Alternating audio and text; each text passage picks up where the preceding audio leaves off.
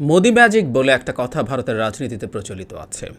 বিষয়টা এরকম যে ভারতে এখন নির্বাচন টু সাম এক্সটেন্ট জনাব নরেন্দ্র মোদীর পক্ষে বিপক্ষের গণভোটে উনি পরিণত করতে পেরেছেন। মোদি ম্যাজিক রাজ্য পর্যায়ে যে খুব এফেক্টিভ সেই আলোচনা হয় যে খুব এফেক্টিভ আসলে এখন আর না, এটা সত্য। কিন্তু জাতীয় পর্যায়ে মোদি ম্যাজিক আছে এবং সেটাই তাকে উতরে নিয়ে আসবে, এরকম একটা ন্যারেটিভ ভারতের নির্বাচনকে ঘিরে ভারতে হচ্ছে। আমাদের দেশেরও অনেকে এই ধরনের পারসেপশন আছে, কিন্তু ভারতের জাতীয় পর্যায়েও মোদি ম্যাজিক কি কাজ ঠিকভাবে করছে না, এই প্রশ্ন আসলে এখন আসতে পারে, খুব ভালোভাবেই আসতে পারে। আমরা এর মধ্যে খেয়াল করেছি জনাব নরেন্দ্র মোদী মুসলিমদের বিরুদ্ধে হেট স্পিচ দিয়েছেন এবং তার রিয়াকশনে ভারতের নির্বাচন কমিশনের এখন পর্যন্ত কোনো পদক্ষেপ না নেওয়া ভারত রাষ্ট্রের ভবিষ্যৎ সম্পর্কে কতগুলো ইশারা দেয়, সেগুলো নিয়ে একটু কথা বলতে চাই। মানে প্রাথমিকভাবে এটুকু বলি, সেটা হলো রাজ্য পর্যায়ে অনেক ক্ষেত্রেই জনাব মোদী তার ম্যাজিক দেখাতে ব্যর্থ হয়েছেন। আমি আগে একটা ভিডিওতে বলছি, আমাদের পশ্চিমবঙ্গে উনি জান দিয়ে ফেলেছেন, উনি অমিত শাহ, যোগী আদিত্যনাথ, লাভ হয়নি, ভীষণ খারাপভাবে হেরেছেন। এমনকি উনি যেখানে থাকেন সেই দিল্লিও ওনার কবজায় নেই। ওখানে আম আদমি পার্টি একেবারে ধুয়ে মুছে সাফ করে বিজেপিকে তারা সেখানে সরকার গড়েছে। সুতরাং আরও অনেকেই, কর্ণাটকে কিছুদিন আগে পারেনি, এরকম অনেক রাজ্যেই পারে না। হ্যাঁ, আবার অনেক রাজ্যে মোদি ম্যাজিক কাজও করেছে, যেগুলো ট্র্যাডিশনালি অন্য দলের হাতে ছিল, সেখানে জনাব মোদি সেগুলো পেতে পেরেছেন। তার মানে হচ্ছে রাজ্য পর্যায়ে নানান প্রশ্ন আছে, কিন্তু জাতীয় পর্যায়ে 14 সালে, তারপর 19 সালের নির্বাচন, একটার সাথে একটাতে অনেক বেশি তার জোট, তিনি তার দল যেমন ভালো করছে, তার জোটও অনেক ভালো করছে, এবং সেই মোদি ম্যাজিক আবার তাকে উতরে দেবে, এরকম একটা কথা বলা হয়েছিল। এমনকি যারা তার এই তত্ত্বের পক্ষে আছেন যে তার নামেই জাতীয় পর্যায়ে জিতে যাবে, তারাও জনাব মোদি যে ডেলিভার করতে পারছেন যা যা একটা দেশকে, একটা ভারতের মতো একটা অসাধারণ সম্ভাবনাময় দেশের উন্নয়ন এবং সেই উন্নয়নকে মানুষের কাছে পৌঁছে দেয়, এগুলোতে যে তার ফেইলিয়ার আছে সিরিয়াসলি, এটা তারাও স্বীকার করেন। কিন্তু ওনারা বলেন যে মোদির মধ্যে এক ধরনের ম্যাজিক আছে এবং তার ঠিক সেই অর্থে পাশাপাশি প্যারালাল দাঁড়ানো আর কোনো নেতা নেই। রাহুলকে তারা মোদির সাথে কম্পেয়ারেবল মনে করেন না, সেহেতু রাহুল গান্ধীকে সরিয়ে রেখে বলছেন যে হবেন। কিন্তু ওই যে বললাম, রিসেন্টলি উনি যেভাবে মরিয়া হয়ে হেট স্পিচ শুরু করেছেন, সেটা সম্ভবত একটা ইঙ্গিত দেয়। কি বলেছেন আমরা শুনবো একটু পরে, আমরা অলরেডি শুনেছি, তারপর আমি এখানে একটু আপনাদের জানাবো, যারা শোনেননি তাদের এটা কাজে লাগবে। তার পরিপ্রেক্ষিতে যা যা ঘটছে সেই ব্যাপারগুলো আমাদের একটু মাথায় রাখা দরকার হবে। আমি একটু পড়ি আগে, তাহলে আমার মনে হয় সেটা আমাদেরকে বুঝতে সাহায্য করবে। প্রথম কথাটা হচ্ছে, এটা উনি এক জায়গায় বলেননি। মানে হতে পারে না যে আপনি একটা জায়গায় বলে ফেললেন, যদিও ভারতের প্রধানমন্ত্রীর মতো মানুষ এবং তার মতো পোড় খাওয়া রাজনীতিবিদ, এটা তো ফার শিওর। উনি নিজেও যেটাকে ব্র্যান্ডিং করেন, উনি কোনো বংশ থেকে আসেননি কংগ্রেসকে আক্রমণ করার জন্য, উনি চা বিক্রেতা থেকে আজকে এই জায়গায় পৌঁছেছেন। যদি এটাকে একদম পিআর ক্যাম্পেইন বলা হয়, রীতিমতো খোঁজ টোজ নিয়ে দেখা গেছে যেখানে চা দোকান ছিল তার বাবার, বলা হয় আদতে ওখানে কোনো চা দোকান টোকান ছিল না, এরকম ইনভেস্টিগেটিভ রিপোর্টও আছে। তারপর আমরা ধরে নিলাম অন্তত উনি কোনো খুব বড় পরিবার থেকে আসেন নাই, দ্যাটস ফর শিওর।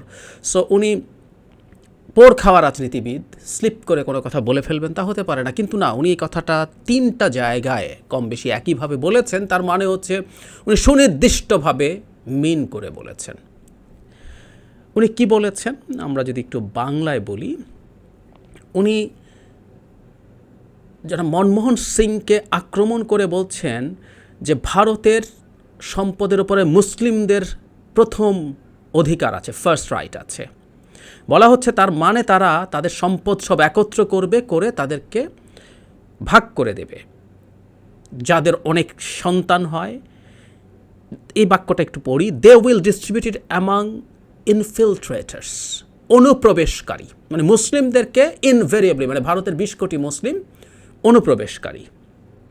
তারপর উনি বলছেন যে আপনাদের কষ্টার্জিত সম্পদকে আপনি ইনফিলট্রেটারদেরকে, অনুপ্রবেশকারীদেরকে দিয়ে দিতে চান, আপনি এটা অ্যাকসেপ্ট করতে পারেন। কংগ্রেস ম্যানিফেস্টো নিয়ে উনি বলছেন যে আপনাদের ঘরে যেসব স্বর্ণ আছে আমাদের মা বোনদের, তারা সেটা কাউন্ট করবে এবং সেটা ডিস্ট্রিবিউট এবং সম্পদ হিসাব করবে, সেটা তারা ডিস্ট্রিবিউট করে দেবে ওই লোকদের কাছে।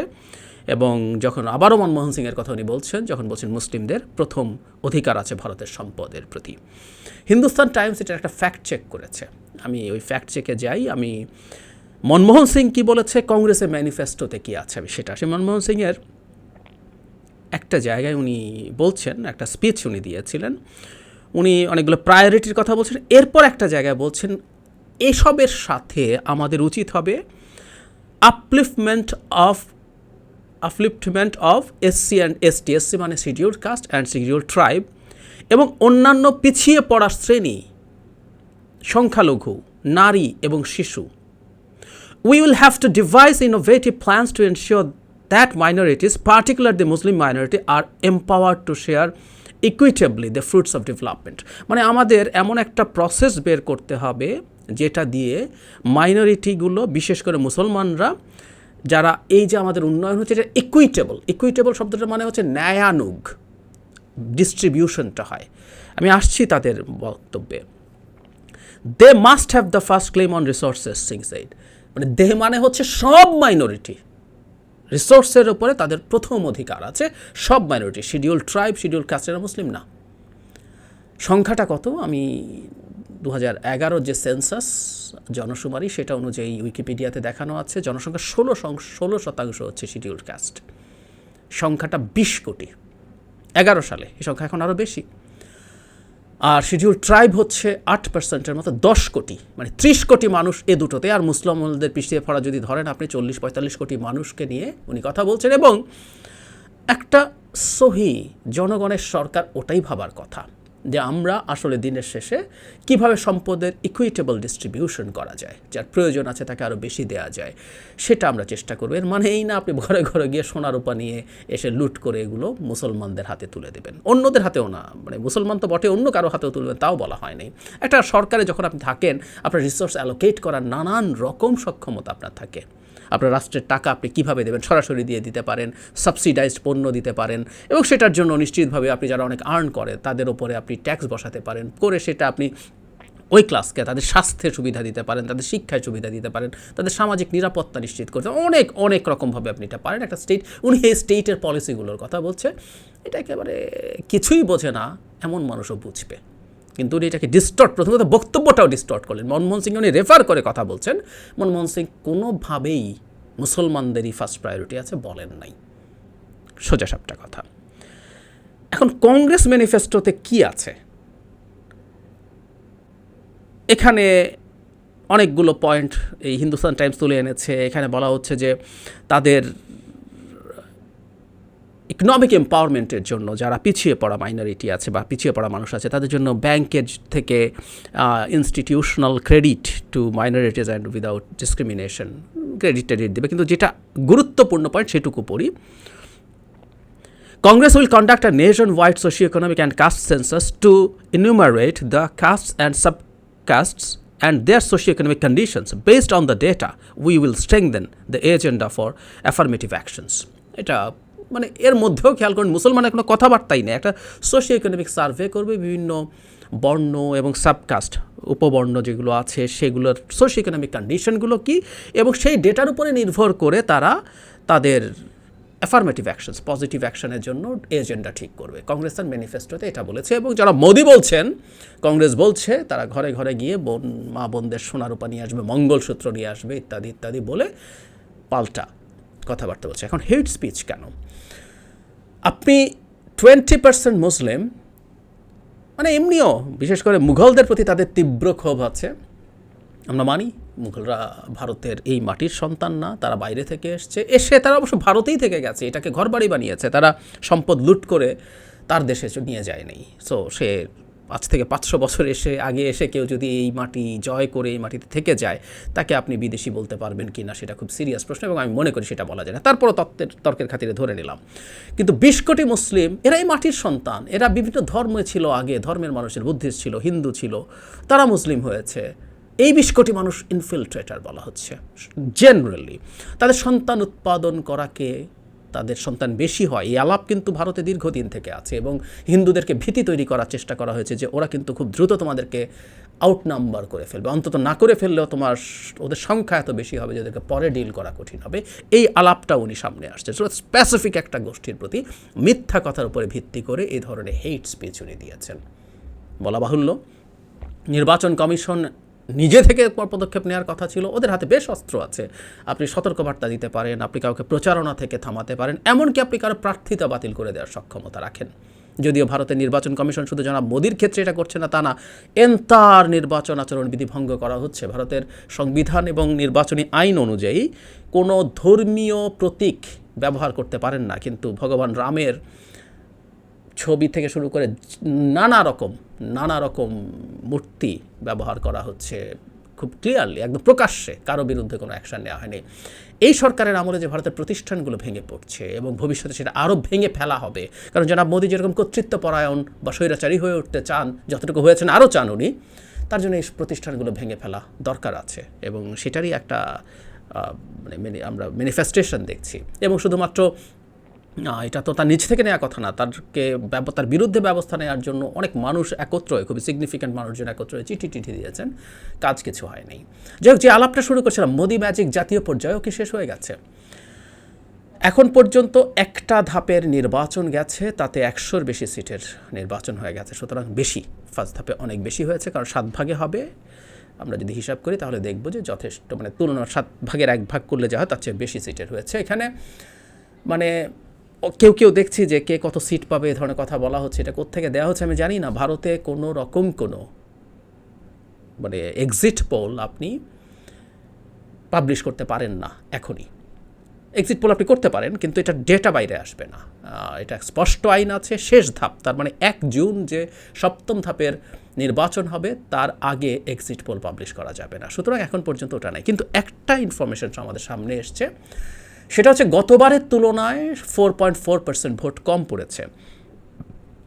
এই কম পড়াটাকে কেউ বলছেন যে বিজেপি এই ব্যাপারটায় খুবই টেনশনে আছে, যদিও পাল্টা যুক্তি আছে। বিজেপি যেরকম ক্যাডার ভিত্তিক, তাদের RSS সহ যে পরিমাণ ক্যাডার ভিত্তিক আছে, তাদের ভোটার কম এসছে এটা মনে করার কথা না, কম আসলে অন্য জায়গা থেকে আসবে। কিন্তু তারপরও তারা মনে করছে যে কম আসাটা তাদের জন্য একটা নেগেটিভ সাইন, কারণ বিজেপি অকল্পনীয় রকম মাঠে দৌড়েছে, যারা মোদি দৌড়েছেন এবং তারা 400 সিট 400 পার তাদের স্লোগান এনেছে ইত্যাদি করে, কিন্তু এখন কম হচ্ছে। কিন্তু আমার কাছে আরেকটা জিনিস মনে হয়, আমার ধারণা হচ্ছে বিজেপির নিজস্ব ইনফরমেশন নেয়ার কিছু পথ আছে, বা এক্সিট পোল তো করছে, এক্সিট পোলের রেজাল্ট আপনি এখন দিতে পারবেন না, পাবলিক করতে পারবেন না, কিন্তু এক্সিট পোল করা হচ্ছে, সরকারের দিক থেকেও নানাভাবে করার চেষ্টা করা হতে পারে। আমার খুব ধারণা তারা জানতে পেরেছে বিজেপি আসলে ভালো করছে